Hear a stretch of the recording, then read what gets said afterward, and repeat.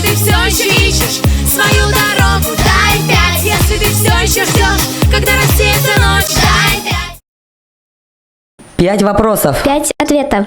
Дай 5, дай 5, дай 5, дай 5, дай 5. Здравствуйте, Дмитрий Александрович. Привет, Артур.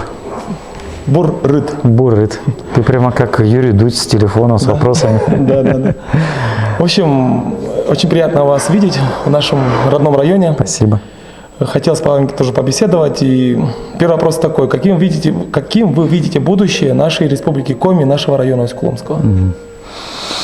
Может быть, не каким видится, а каким хотелось бы. Хотелось, наверное, вот мы все время про стабильность в последнее время говорим. И вот буквально, представьте, там за 2 месяца. То есть у нас одни были планы, а за 2 месяца поменялась ситуация из-за коронавируса, нефти и так далее. Поэтому действительно хотелось бы каждый день делать шажочек вот вперед. Вот, наверное, это бы хотелось больше всего. Я вот своего отца спрашиваю, вот 80-е, 80-е годы жили, почему были счастливы? Хотя дороги были намного хуже, чем сейчас. И зарплата у всех была одинаковая, и дефицит был. Он говорит, просто каждый год и каждый фактически неделя был чуть лучше, чем предыдущая. Поэтому, наверное, вот чего бы хотелось, чтобы каждый день, каждый месяц, но чуть-чуть становилось лучше каждому, лучше каждой семье, ну и лучше всего в районе. Ну, о чем выражается, это понятно, что какие-то новые предприятия, новые дороги, новые какие-то истории, новые культурные события. Вот, наверное, так бы хотелось. Ну, конечно, в любом месте есть свои плюсы и минусы. Вот какие, вот вы уже прожили в Москве сколько-то времени, какие плюсы и минусы вы видите в столице нашей России? Ну, вообще роль Москвы-то интересная. Сегодня, если говорить про экономику, то фактически она, конечно, качает. Она качает, прежде всего, говорят чаще всего там вот деньги, она качает, прежде всего, людей. Действительно, очень сильные люди, они сегодня, к сожалению, уезжают из регионов, и это, мне кажется, для России одна из проблем, что не очень хорошо, когда 3-4 города сбирают весь интеллектуальный потенциал, и сейчас он так происходит, то есть это первое. Второе, с точки зрения какого-то комфорта, да, наверное, очень много таких сервисов в самой Москве, транспорт, информационное, оно, конечно, выше, и с этой точки зрения ты, приезжая сюда, понимаешь, как бы могло бы быть здесь, то есть в части транспорта просто общественного, насколько там карты, вот это все быстро, удобно. Наверное, это второе. Что тяжело, это, конечно же, экология и, конечно же, это время. Времени очень уходит много. Это 2 часа в день на транспорт, это как бы минимум. Если какие-то дела, как называют Москва, Москва это город одного дела. Ты можешь запланировать только одно дело, не более того. И это немножко напрягает. То есть, приезжая в Сыктывкар, я могу 8-9 дел сделать одновременно, быстро за один день. Здесь, в Москве, буквально 2 дела. Ну и экология, то есть, конечно, приезжая сюда, просто дышится, там такого нет, вечный шум. Это, наверное, такое большое отличие. А сами вы на работу добираетесь на метро или на машине? Нет, есть закрепленная машина персональная. Если так случается, что какие-то задержки, попки зачастую, то метро или автобусом тоже выезжаю. Действительно, время в Москве, оно немножко по-другому, поэтому здесь каждый раз приходится лавировать и думать. То есть, там опоздать на 30 минут, это не считается зазорным. Сегодня такое время, что мир глобализируется в том плане, что весь мир как на ладони благодаря интернету. И вот в интернете очень много разных настроений ходит среди людей. Вот можно ли угодить всем и нужно ли это делать, угождать?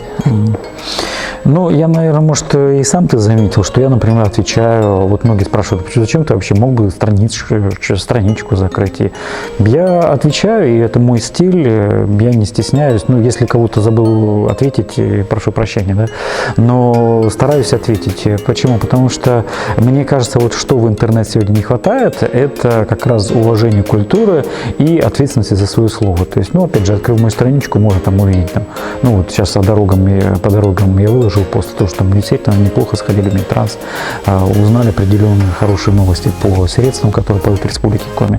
Первый пост внизу. Все деньги будут с вами украдены. Вот как относиться к этому? То есть, мы искренне хотим что-то сделать для региона, первая мысль, это там все.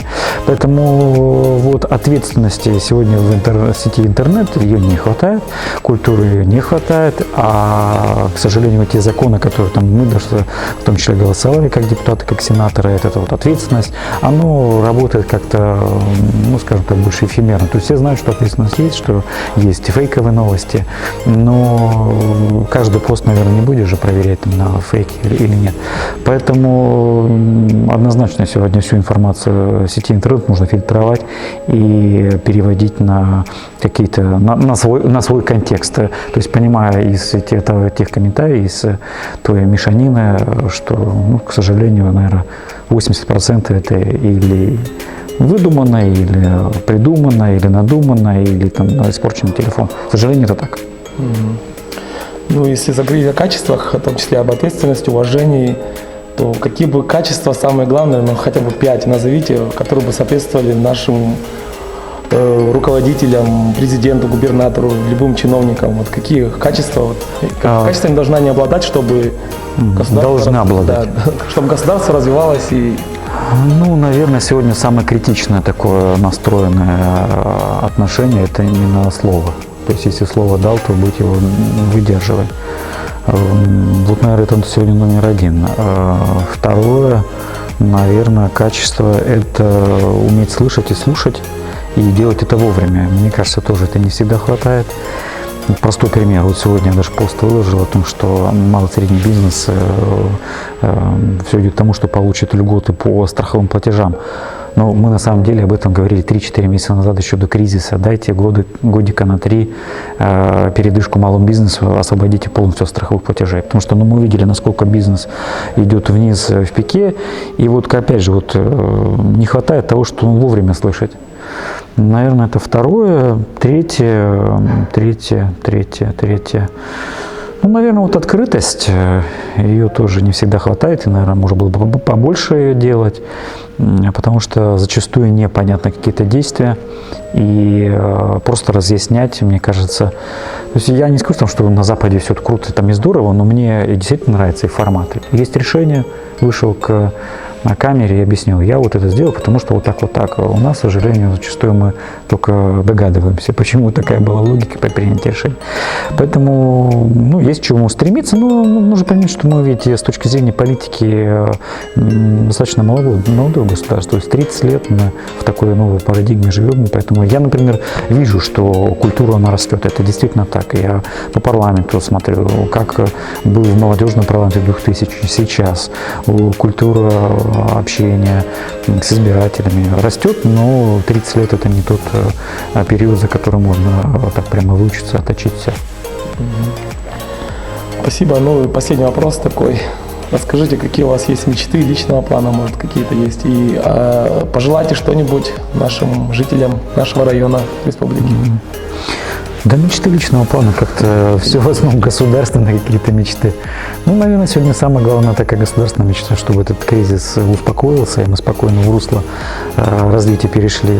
То, что я из такой, мне сложно иногда настроиться на решение проблем, потому что я люблю именно развитие.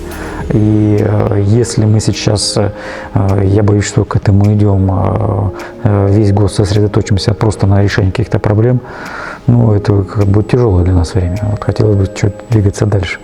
А пожелать, наверное, сейчас я пожелаю все-таки терпения. Будет непросто. Мы видим, что все побежали за гречкой, за маслом растительным.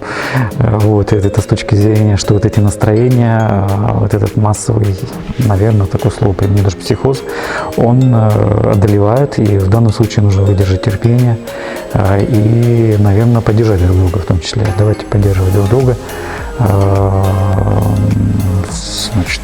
Общество с государством, государство с обществом, предприятие, бизнес.